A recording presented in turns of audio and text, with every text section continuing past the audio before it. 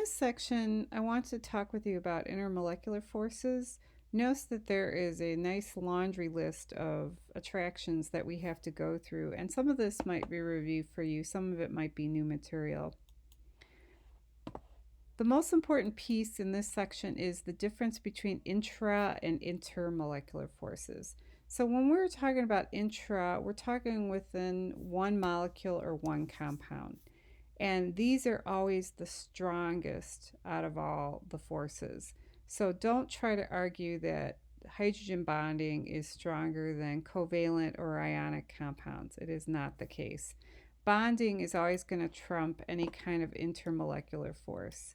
When we're talking about intermolecular, we're talking about two or more compounds or two or more molecules and the attractive forces between those. Now, out of all of the intermolecular forces, ion-dipole is the strongest attraction. Here we have an example of ions, and they are attracted to a covalent compound or a polar molecule. And don't be surprised if AP makes you draw particulate drawings of this. So here we have salt that is dissolved in water, and make sure that your hydrogen is facing the negatively charged chlorine, whereas the negatively charged oxygen is facing the positively charged metal. So you want to be careful with that. The reason why ion-dipole is so attractive is the smaller the ion, the higher the force of attraction. Also, if you have a strong dipole with the polar molecule, that causes the attraction to be even more increased. Also, if you have like a positive 2 charge or a negative 2 charge on the ion, that is going to increase the force of attraction. Okay, the next highest attractive force is dipole-dipole. Now, in order to have a dipole-dipole, you need to have a polar molecule. So this will not work if the molecule is not polar. So an example of this would be HCl. So we have a polar bond and the overall molecule is polar. And what happens is if you have more than one molecule in the same space, they align themselves so that the positive side of one molecule is adjacent to the negative side of a second molecule. And the good news is with this kind of attraction is the other molecules that are in that same space, they figure out a way to align themselves so that they minimize the repulsive forces because they don't want to be pushing against each other. They instead want to be attracted to each other. So as a result of it, you have a nice orderly arrangement within this set of molecules. Now, if they start jumbling up where you don't have alignment, you're obviously going to have a stronger repulsive force, and you're less likely going to have an ordered arrangement within that space. So in this umbrella term of dipole-dipole, we have what we call hydrogen bonding. So this is a unique attractive force, and you have to be very careful about what type of atoms are involved with this. So notice you have to have the presence of fluorine, oxygen, or nitrogen.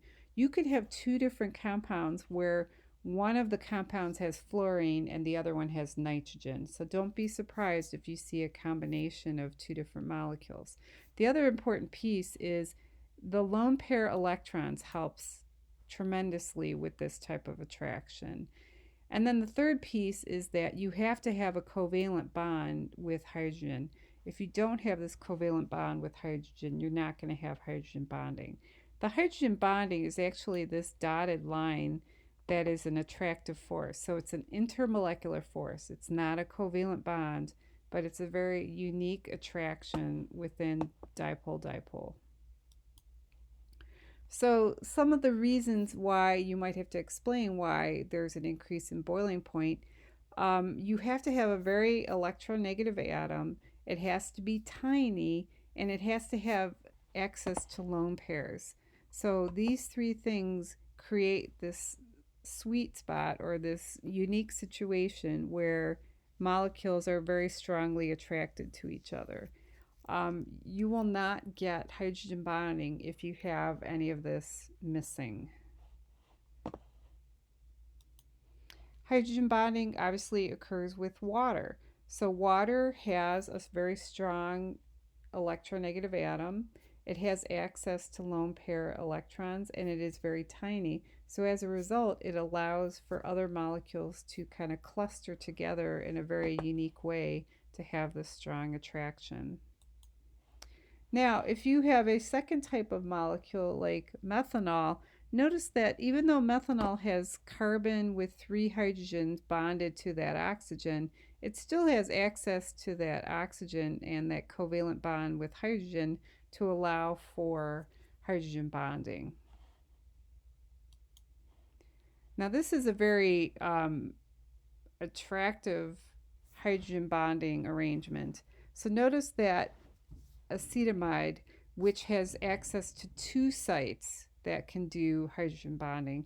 So it has obviously nitrogen with hydrogen, but in addition to that, it has this lone pair of oxygen that it can do hydrogen bonding. Now, please remember, this covalent bond here is not allowing for hydrogen bonding, but it is giving access to a lone pair of electrons that can allow the hydrogen bond to take place. Okay, here is a situation where hydrogen bonding cannot take place within a series of these molecules. And the reason why is this oxygen does not have a covalent bond with hydrogen. So it does have oxygen. Oxygen is small and electronegative, but it does not have a covalent bond with hydrogen. So as a result of it, you will not have hydrogen bonding with this molecule. Okay, so here is a graph that shows us why we have an increase in boiling point because of hydrogen bonding. Now notice that the difference between nitrogen and oxygen is big. Even though nitrogen allows for hydrogen bonding within this molecule, oxygen is more electronegative, so as a result of it, it is going to allow for a higher boiling point. Now, something else interesting happens with this graph here is we see an increase in molecular weight. So tellurium is at the bottom of group 6, and as a result of it, it has access to those extra electrons, which allows for polarization. So when you increase the size of an atom, you're also increasing the amount of electrons, and as a result of it, you allow for a stronger attraction. This is not hydrogen bonding, so even though it increases in boiling point, please remember this is just dipole-dipole attraction for tellurium. Okay, so you might have to factor in potential energy. So notice, like in previous notes, we've talked about potential energy, that the further apart 2 molecules are, they're storing potential energy, but the moment you bring them close together, you're losing potential energy. So when you bring 2 molecules together, you should see a reduction in potential energy. Now, please remember that if you want to separate 2 molecules, you have to add energy to those molecules in order to get them to separate. So if you are adding energy to the system, you're actually forcing those molecules away from each other. So as a result, you're increasing potential energy. Okay, here is another type of intermolecular force. It's called dipole-induced dipole. So you need to have 2 different molecules. One is polar, and notice that the second molecule is not polar. So once again, you have to look at arrangement of atoms, and you have to see, does the dipole within that molecule cancel? If it does, it's probably going to be a nonpolar species. But what happens is the polar molecule, which has a separation of charge, when it comes in contact with a nonpolar species, what it does is it causes polarization. sorry there. So when you have polarization, that is temporary with that nonpolar molecule. It has a weakly attractive force because of the presence of that polar molecule. So like I said, this is where you have two different molecules. One is polar, one is nonpolar. And as a result, that polar molecule is forcing a polarization of the nonpolar molecule. When you compare dipole-dipole with dipole-induced dipole, dipole-dipole is going to be a stronger attractive force. Okay, so if you have a molecule with a larger dipole, it's probably going to induce a larger dipole with the nonpolar molecule. So you really need to look at what size of dipole are you looking at and how is it going to influence the nonpolar molecule. Okay, this is the last type of attractive force. This is induced dipole, induced dipole. This is really important. It is an attractive force with any species. So you could have water. Water is going to have a little bit of induced dipole in addition to its hydrogen bonding. So when AP readers are looking at answers for intermolecular forces, this is the one force that you should always list for any molecule, any compound, okay? Because that is always present in any substance. Now, if you have a nonpolar species, this is probably going to be the only attractive force for that species. So if you don't have a polar molecule, you would argue that that substance only has London dispersion force. But if you do have a polar molecule, you would argue that it has dipole-dipole attractive forces and London dispersion forces. But if we are talking about just nonpolar, London dispersion force is going to be the only attractive force. Now, for London dispersion forces, we're talking about Coulombic attractions. Now, this is temporary, so this is not a permanent dipole, and the reason why is it's because of the distribution of the electrons within that molecule. So if you want to think of it as like water in a bottle, that water, depending on the position of the bottle, it's going to be sloshing around. And those electrons within that molecule are going to be migrating from one side of the molecule to the other. And as a result, we have a slight separation of charge. This is for like a split second. This is not something that lasts very long. And it's constantly moving. So when you notice over time, it's shifting. And as a result of it, it kind of averages out with time. So when we see the separation of charge, that charge, like I said, it's not a permanent situation. It's not like a dipole-dipole attractive force. It's constantly moving, and as a result, it averages over time.